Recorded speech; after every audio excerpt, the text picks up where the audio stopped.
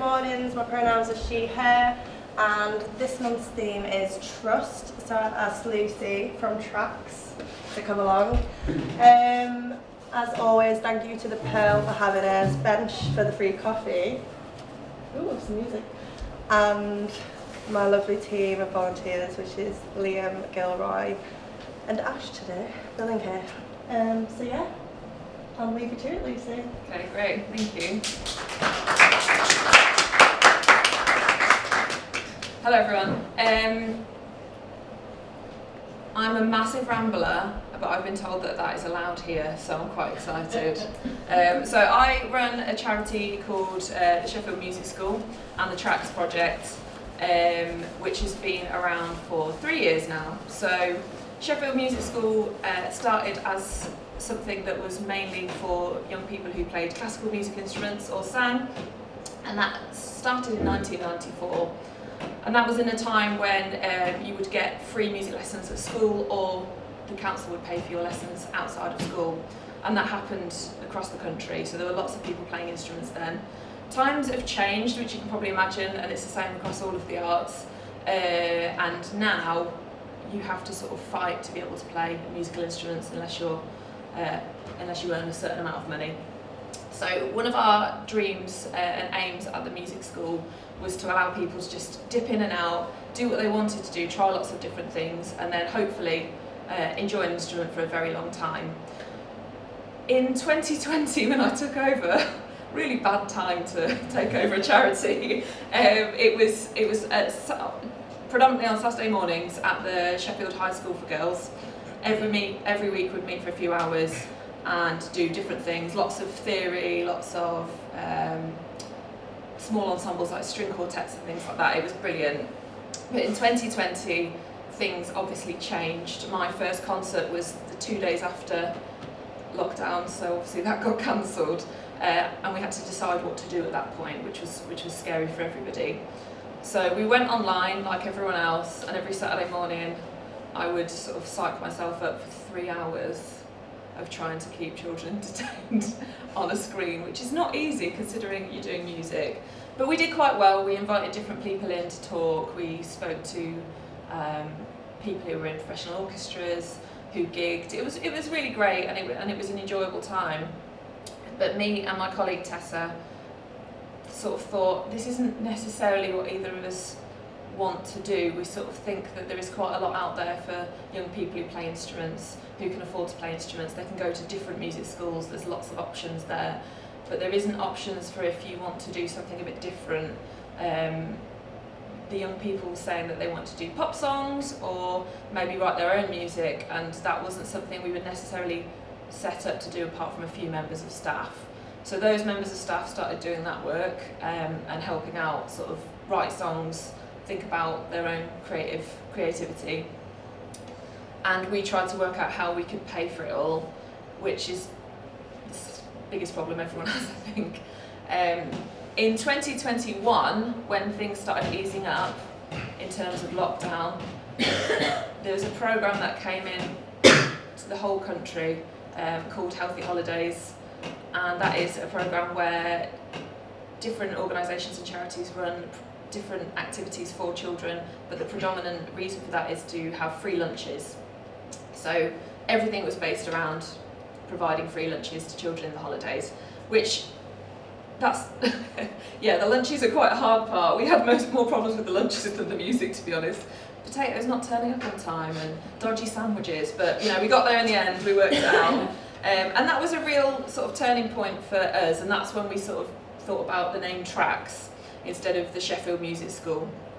I think we all know that naming things is really important, and the Sheffield Music School could be quite intimidating or feel like school on a Saturday, and it didn't really represent some of the work we were doing. So we had these holiday programmes that were funded by the Healthy Holidays programme, and we started looking into working with different staff, which was a real amazing moment for us, I think, because we had lots of more people to work with and lots more talent to draw from. And they were really hard. I mean, Gina worked at those first tracks, and we would only be with the children for about 4 hours a day, and I was just on the floor at the end of it, because we were trying to work it out at all times and trying to make that experience really great for everybody, but it was tough. And our demographic changed fairly dramatically across that time, so it's been a real turnaround from 2020 to 2024, and it's been amazing. Does anybody here work for a charity? Up in the back. So one of the big problems we've had, and I think every charity has, but I think it's the same for all freelancers and anyone in the creative industries, is, like I said earlier, the funding. And you have to be really creative with the funding and how to get it. And I think that's really been tough, but it has also opened lots of different doors for us as an organisation.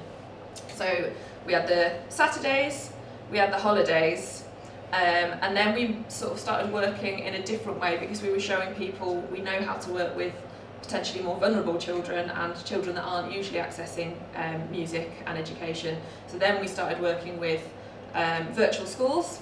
So virtual schools are in charge of making sure children who are looked after have quality education and are sort of their overseers to make sure that they're engaging in different things.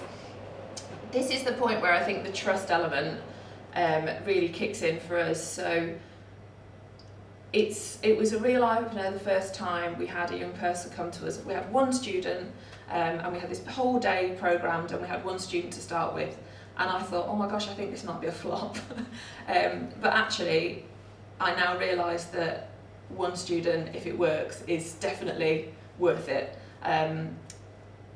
It took 2 members of staff for that one student to settle. They wouldn't look us in the eye to begin with, and that took a long time to sort of change and grow, and it grew into a really fantastic relationship with that young person, and they came to different elements of the music school. But that trust really had to grow very slowly. And I think I realised how differently people experience school at that moment. I'd always known that some people potentially obviously didn't get on well at school or found it hard, but for this person it was one of the most triggering, difficult situations they could be in, yet we had managed to find a way to get her to come every week and engage in something in a school setting. And that led her to go back into school, and I saw her worker yesterday. They are back in school, they are learning. It's not easy, but they're doing really well. And that was a really great process, and I think that was the first moment where we thought this could be something we could do. After that one student, there were many more, and I think the retention rate is, I think there's one person out of all of the students that we've worked with on that programme that has not continued to come. And that was the right decision for them and us. But apart from that, they keep coming every week. They come for hours on end. Some of it is great music making, but some of it is just eating crisps and having cups of teas, which is great, which is really great.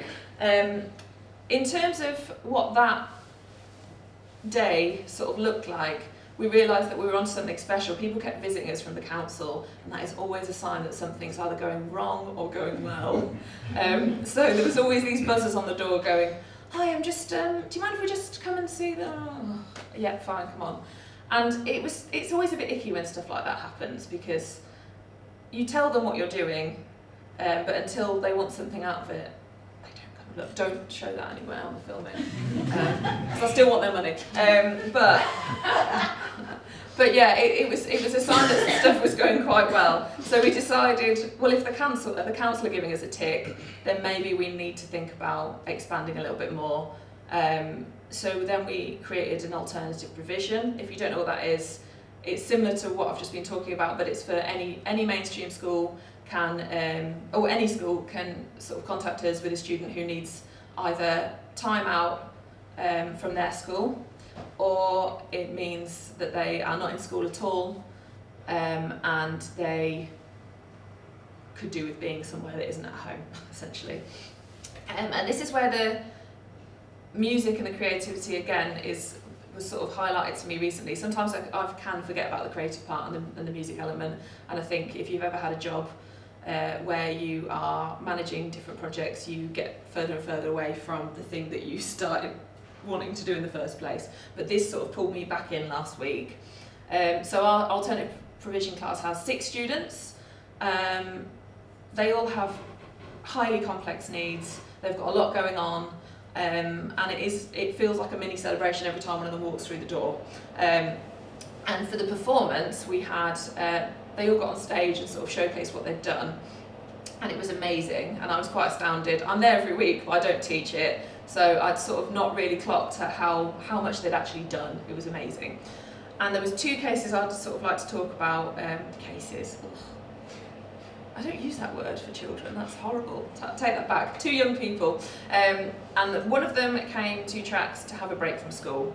So he has a stammer, he's bullied, he is in care as well. There's a lot going on there, but he is also incredibly funny, incredibly friendly, and quite bossy. I don't know if you know who I'm talking about. But he's brilliant, he's absolutely fantastic, and he learnt to play the keys over the time at the alternative provision, but he also spoke on a track, which, as you can imagine, is quite a big moment. So he was sort of, he's played in his, in their jamming band, but you could hear his voice on one of the tracks, and that was a real fantastic moment. And his teacher came and said, can we book him on next year, because he's just a different person in school because of that break he has, which we can all understand. And I think some of us are probably thinking, God, I wish I had that when I was at school. So that was brilliant. And that is purely from trusting his staff and the people that he works with in his home life to find the right place for him in an alternative provision, but also the teachers at the music school.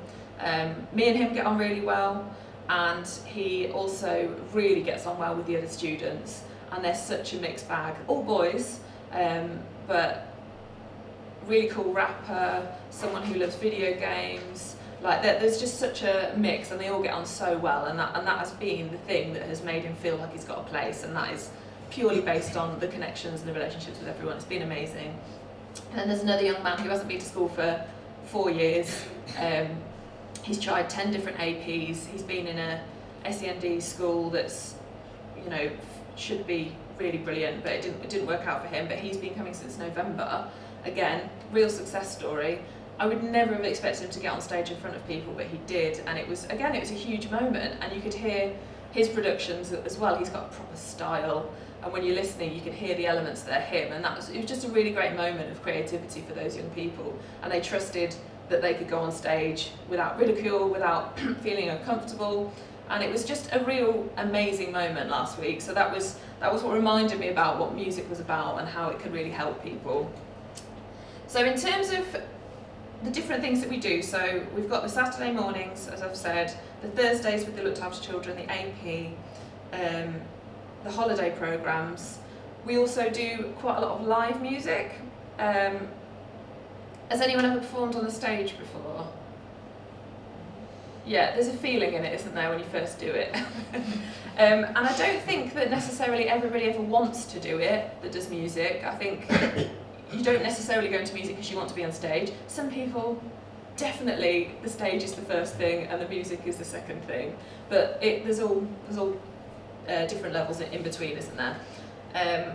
And I think, again, we are really lucky that we have good relationships with the young people, that they do trust that we don't put them in situations that aren't right for them. And getting the balance between pushing someone and putting them somewhere that they shouldn't be is quite hard. And you have to think about your audience, you have to think about the space, because there are places that you will put someone on stage and they will just walk away or not be interested, and there are other places that are really supportive and kind, and it's thinking about those different spaces that you can put people in. So 1 year ago, no, that's not true, 2 years ago, one of our first bands that came to us on a Saturday morning, we sort of picked different people and we put them together. 2 years, 3 years? She said Sunburst have been around for 2 or 3 years. Is it 3? It's 3, yeah. Yeah, it'll be the beginning of Tracks, won't it? It's their first band, yeah. So our first band of Tracks, thank you, Gina. Our first band, 4 boys, they're from very different parts of Sheffield, different schools. They all wanted to be in a band, but had no one to be in a band with. So we kept moving the personalities around and seeing who got on with each other, because that is the most important thing. Also that they don't play the bass, that would be very helpful. So we made this band, and they got on like a house on fire. The personalities are vastly different, and it's wonderful to see. They're just hilarious and brilliant. But they're also really talented and really committed. And I asked them in their sort of first couple of months what their dream was sort of for the next few years, and they said to play tramlines. I was like, okay, cool. It's a bit of a challenge on our hands. I went, do you mean the Fringe? No. Real tramlines. I'm not messing with no Fringe. Okay. So they've sort of worked together. We coached them in the beginning. We helped them write their first few songs and record those songs, and we give them a space to practice. And we give them performance opportunities, but we're sort of, I say less hands-on. One of them came for work experience 2 weeks ago, and it was 5 days of, so Lucy, in the industry, when you do that, it's always quite relentless, but it was lovely because he really wanted to know. So we're sort of less hands-on than we were, but it was really great in the start just to get them going, and now they can look after themselves. Last year they played Tramlines Fringe Dev Green. They've sold out the small room at Leadmill recently. They're starting to get support slots, but the big thing that's happening on, is it Friday? Yeah, tomorrow, is they're playing main stage Tramlines. And that has been 3 years of turnaround, which we're really proud of, and it's really amazing. And it can happen as well. I think you sort of think maybe, well, it's really hard to get on those stages, isn't it? You sort of think, oh my gosh, how do I manage this expectation?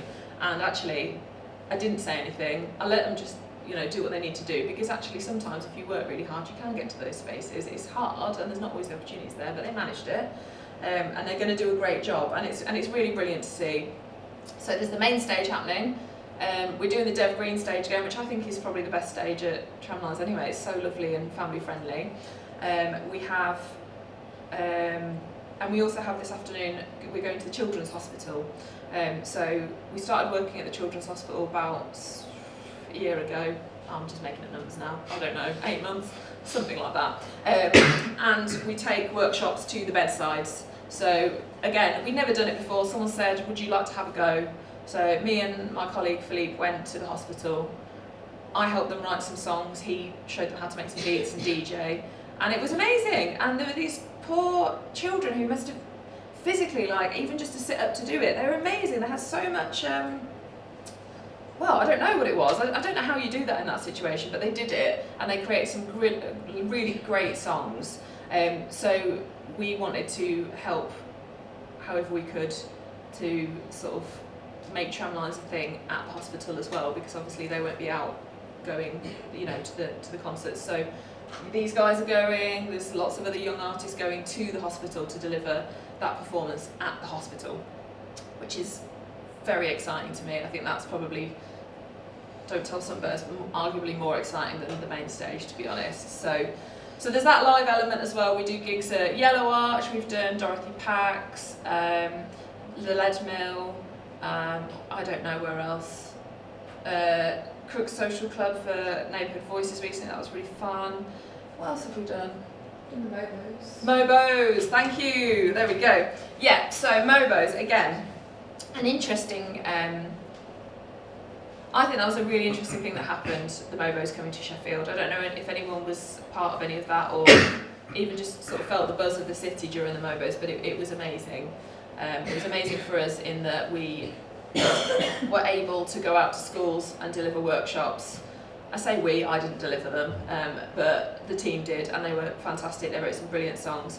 But something that did happen was that 4 of our young artists played at the Fringe.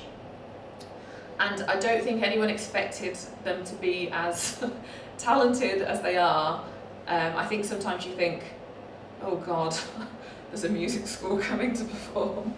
Oh no. And we've, that is fine, whatever, that perception is that perception, but I think that the talent was really incredible. And the press that were there really picked up on it, so they did interviews with 1Extra, with Radio 1, on ITV, BBC, Channel 4. They were just like, sorry, do you just come over here for BBC now? Oh, 1Extra wants you, and they were just like, oh my God. And it was great to see. I was just watching this unfold, like, what on earth is happening? And they got to meet Bugsy Malone, who is a rapper, and he came to watch the performance as a little treat to say thank you to them for doing it. But what we didn't expect was his reaction. So he was watching and he was just like, he was just blown away, and it was such a boost to the young people to see that reaction. So they were getting photos with him, but he was saying, you know, he came over to me and was like, that girl, how old is she? Oh, she's 12. Oh my gosh, she's incredible. And you know, people are blown away by it because it's true talent, and they will do something, whatever they want with it, but they will do it.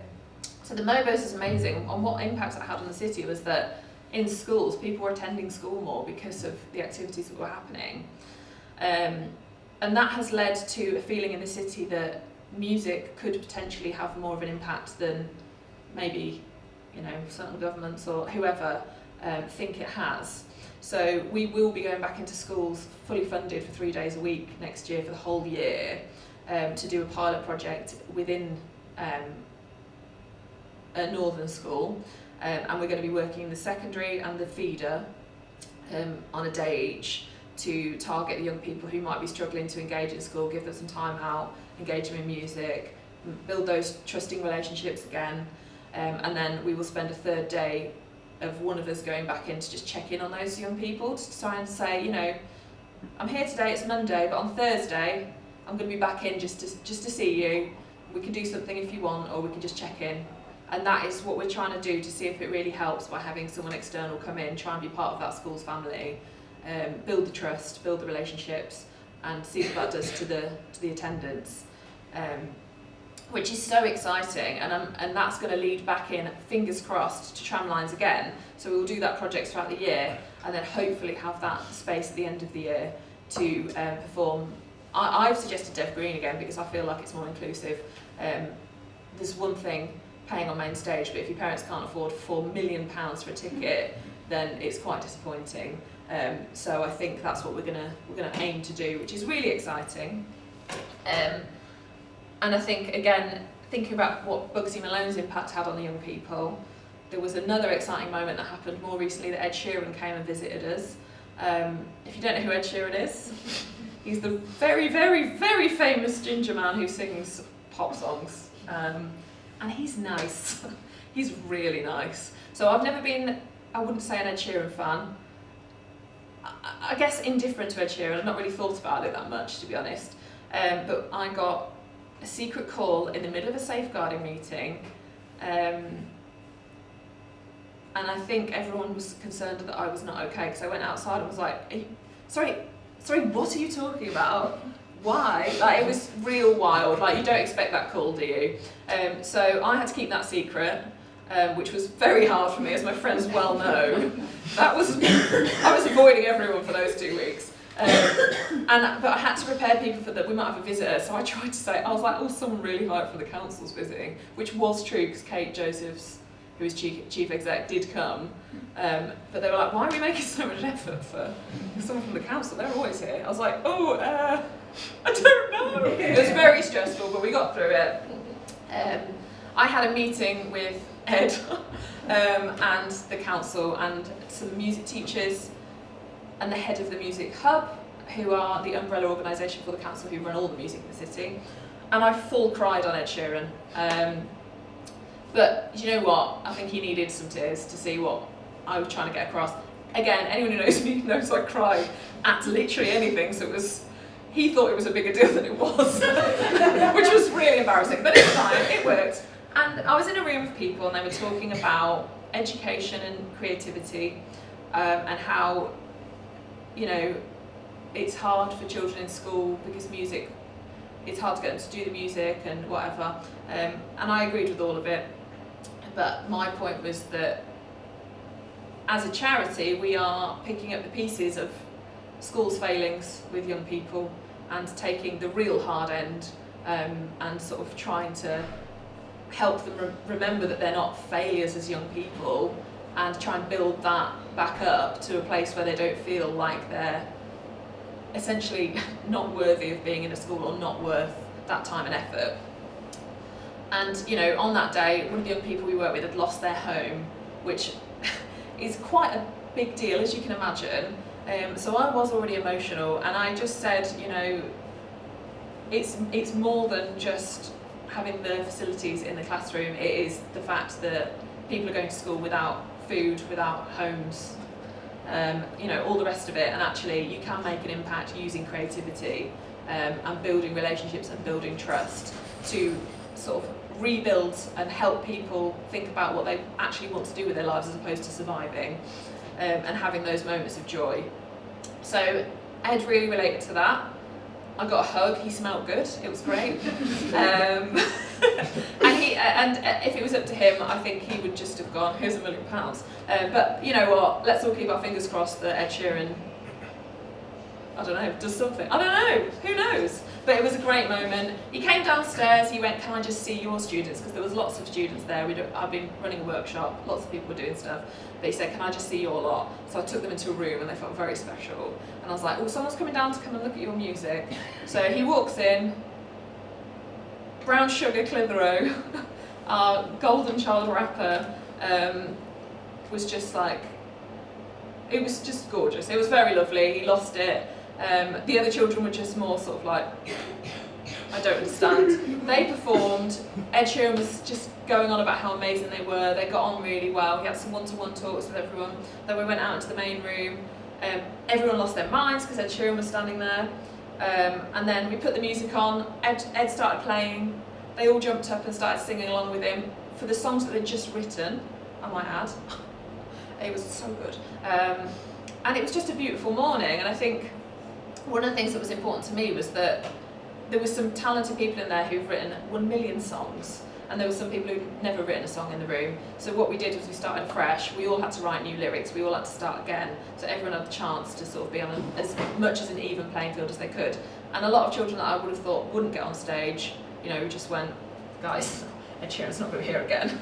Take your moment. If it's rubbish, it's rubbish. You're still doing it. And they did, and it was great. Of course it wasn't rubbish, but it was brilliant, and it was a great moment for them. And again, it just reminded them that people care about them as well, not just, you know, people in different positions. That person has come from London or Surrey, and he is to spend his time, I don't know, it seems like he might be from Surrey, I don't know. Suffolk. Oh, God. Sorry if you're from Surrey, or Suffolk. Yeah, so no, it was absolutely brilliant. And the thing that I would like, I've been talking for a while, haven't I? I've not looked at the time. I'm so sorry everyone, I don't take a breath, do I? Is it fine? Okay, good. Yeah, and the thing that was really great about that is that it put us on the map a little bit. So we often get our name missed off of things, even though we're the ones delivering certain projects. People don't always realise who we are. We're quite small, and that Ed Sheeran moment was great because in some of the newspapers they remembered that we existed and didn't put everyone else's name on there, even though we delivered it all. Anyway, I won't be bitter. But it was great, it was really nice. We all had our Tracks t-shirts on, so everyone knew it was us, and it was a really nice moment, and we were all really proud, weren't we? It was just sort of a bit mind-blowing. The last thing I say this, I'll probably start talking about something else, won't I?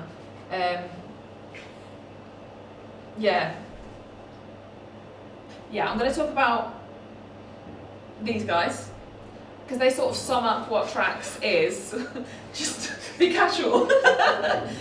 So, do you mind if I say how I met you, Lucas? Is that okay? So I used to work at a brilliant charity called Sheffield Flourish, and Sarah at the back was my replacement actually. So they've levelled up.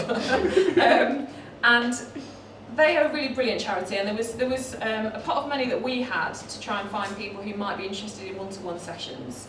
So I would go into the music room and look around and sort of, it was within an age bracket, so that cut out quite a few people anyway. But I walked in, Lucas, I don't know if was it your first time that I came and spoke to you? It would have been one of the first sessions. Yeah, one of the first sessions. I saw this guy who looked really shy, and and he was on the computer and he was sort of learning the ropes a little bit, but you could see he was automatically like, yeah, this is sort of making sense to me. I want to do this thing, I'm quite into it. And he just looked really like he was into it. So I went and said, you know, we've got a pot of money to do some one-to-ones. Do you want to take that opportunity? And he was like, yes, I do.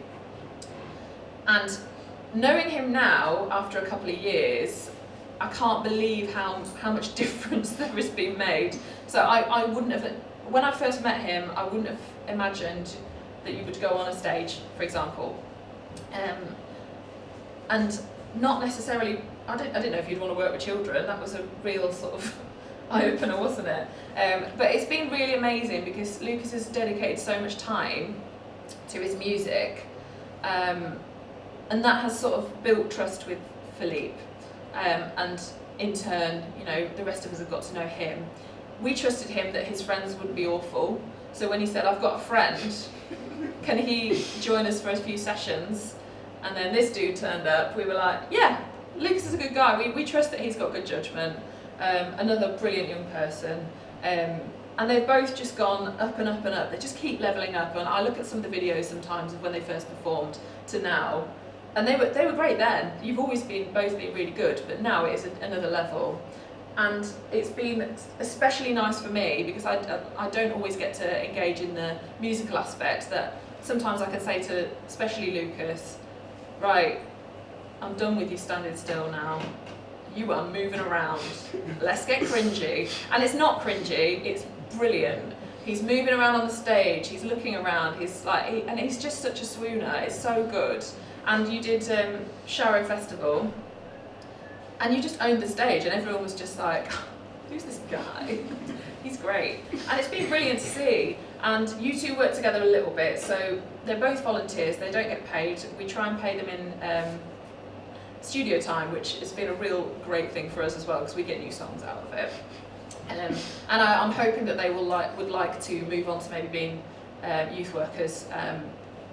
That's their choice. We have these open conversations. This isn't news to them while I'm sat here in front of you all. We do have these conversations. But they give all of their time to the young people. We want to support them in their music, and then in return we get absolute bangers come out of it. So I thought a nice way to sort of finish my talk, my seminar, would be to ask these guys if they could sing one of the songs that they've created during their time at Tracks. So I'm going to hand over to Lucas and Curtis now, if that's okay. Great. Thank you, everyone.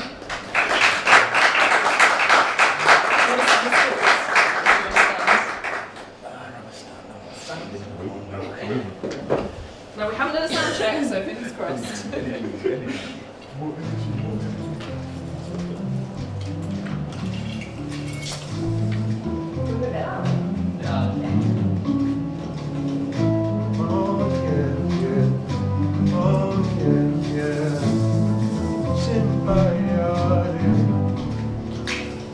Oh, we were symbiotic, ain't no way we're hiding from it. I give all my love to you, and you give all of yours in kind. Give and take and pass and go, we ain't gotta search no more. Oh, we were symbiotic, oh, we were symbiotic. Why you so prestige? Join my rank like recruitment team. I might put you in the game like Premier League. Your debut. 2 more drinks plus me and you make the hotel room that we're getting into. Keep it short like it's a high cue, but since I like you, I might try and wipe you. You ain't spin around the block like one cycle. No proposal, this anecdotal. I'm trying to tap that like this was Morse code. So resourceful. Might hit the one spot like it was soulful, but I can't control it. Girl, you're hot like tofu. Dynamo, we heard your last man. Trying to ball, he ain't Goku. Heard your last man. Dragon Ball, he ain't Goku. Oh, we were symbiotic, ain't no way we're hiding from it. I give all my love to you, and you give all of yours in kind. Give and take and pass and go, we ain't gotta search no more. Oh, we were symbiotic, oh, we were symbiotic. Are you wolf in sheep clothing on the devil in Prada? Cinderella, seen you drop your tiara. Girl caught my eye like you were mascara.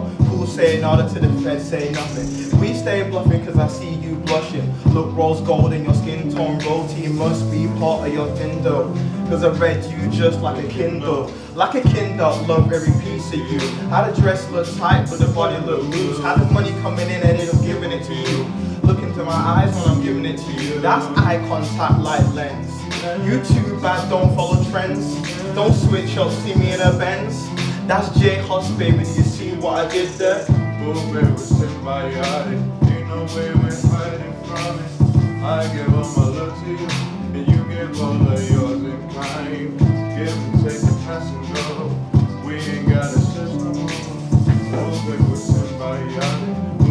live a symbiotic.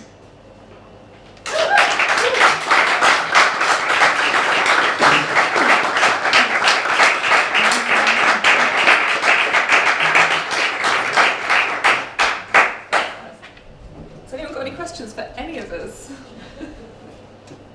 Where can we donate? Ah, great question. Interesting. We've got a website and we've got social media, and it's quite easy because we make it easy. But if you would like to donate via something creative, then we did a charity single fairly recently. So you can pay what you want for that song. So if you did want to do that, I can show you where to find it. At the end, I can come and directly give you that information. But yeah, there's lots of ways to donate.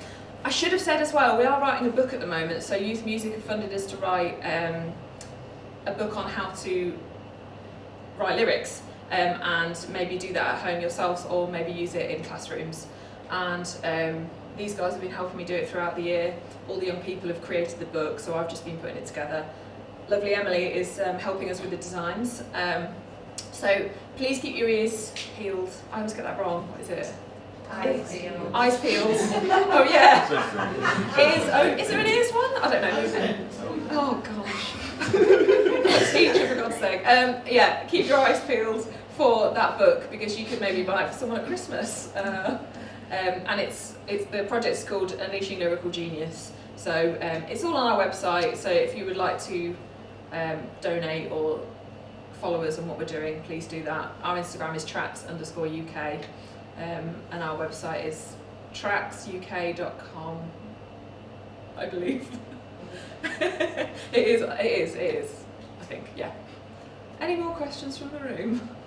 You guys released any of your music yet, so that's beautiful. It's a good song, isn't it? Nothing at the moment, no. Nothing yet. It's coming though, isn't it? We've got a photo shoot booked in the summer. And I'd like to hear that. You've got some solo stuff released, haven't you? So if you'd like to find it, come and find Curtis at the end, and yeah, they'll be releasing their song soon. Sorry, I'm sounding like your manager now, but No. it's good to get it out there, isn't it? So yeah, we'll share it all as well, so you can hear what they're doing. Do you find, like you mentioned about Sunburst and how Sunburst are kind of, well, they're like doing the indie band thing. Do you feel like with other genres and stuff coming through tracks that it's a little bit harder to make that, to kind of let them fly and do their own thing? Like, have you noticed any patterns? I don't know, I'm curious. I think one thing is that they're a band, but the other thing is that their parents are incredibly involved. And I think that is probably a helping hindrance to them. I don't know. I mean, sometimes you don't want your parents anywhere near stuff, but for them, they really do. And that has been helpful. And considering who their parents are, it is a mixed bag, but one of them's parents is the director of Slam Bars, for example, so they've got really close links to venues. And then, you know, their dad is, one of the other dads is on our board of trustees. Those things matter, as we all know, like, it's very helpful. So I think sometimes as staff we look at where the young people are and step in however much is needed. And it can be hard to step back, but it also, you know, I think generally we get that fairly right. But communication is quite important, isn't it? And I think these guys are a great example of having the talent there, but there's no point in rushing into releasing something. You've got to be in a good position and feel like it's the right time. And that has to be led by, you know, the young people themselves. But the indie journey is easier in Sheffield, I definitely think that. I read an article the other day, it was about Tramlines and it had Sunburst in it, and it was like, well, I'm making this up slightly, but the point was, indie bands in Sheffield, they're the thing, aren't they? So therefore, they're a good indie band, so they're probably going to be the next indie band, and that is something that is, you know, well received in Sheffield. I think we are doing well at, people like Slam Bars are doing really well at opening that up and having that opportunity, but again, they don't do what we do in that you have to come to, sorry, I should explain what it is. Slam Bars is an organisation that helps with packages to help record and pay for things to happen, essentially, and gives opportunities. But you have to come to Slam Bars with your product. You can't turn up to Slam Bars wanting to do music, having good ideas. You have to actually have a song.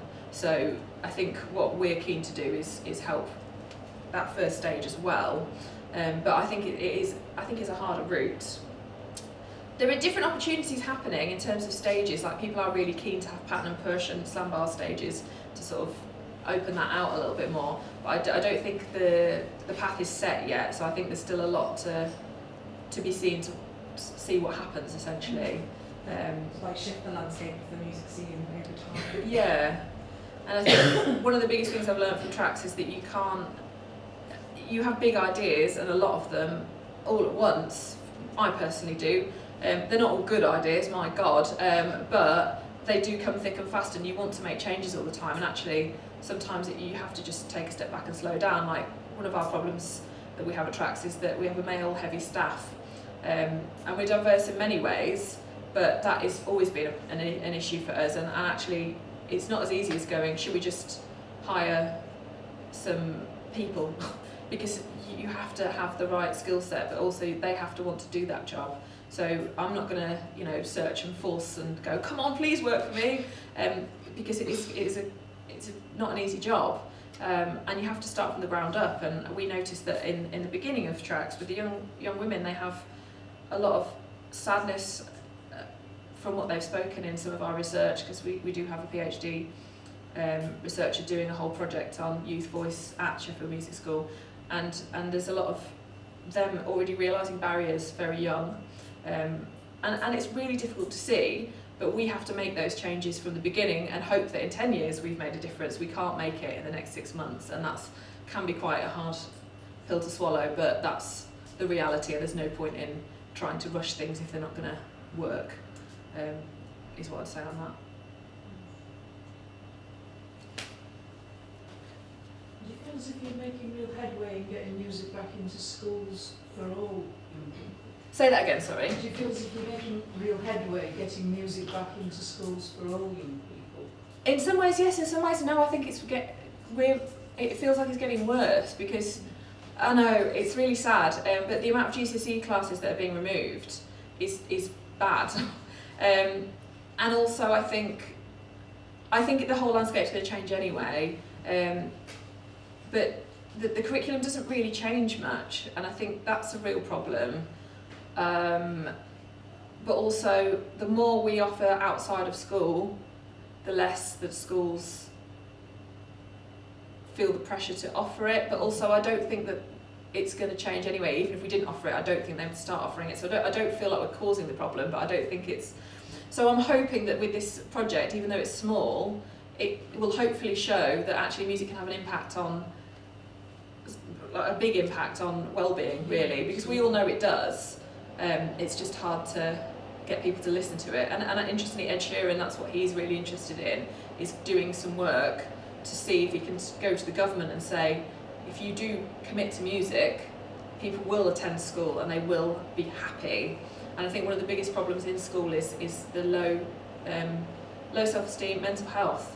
And the more you cut music or arts or whatever it is, the worse the mental health gets. And I think you could solve a lot by rethinking the curriculum, but what do I know? Sounds good to me. Yeah, so I'm hoping it will change, but I think what might come in a different form before any changes are made to the curriculum, if I'm honest. But any music in school would be better. Yeah. Great. Thank you, everyone. Thanks, Lucy.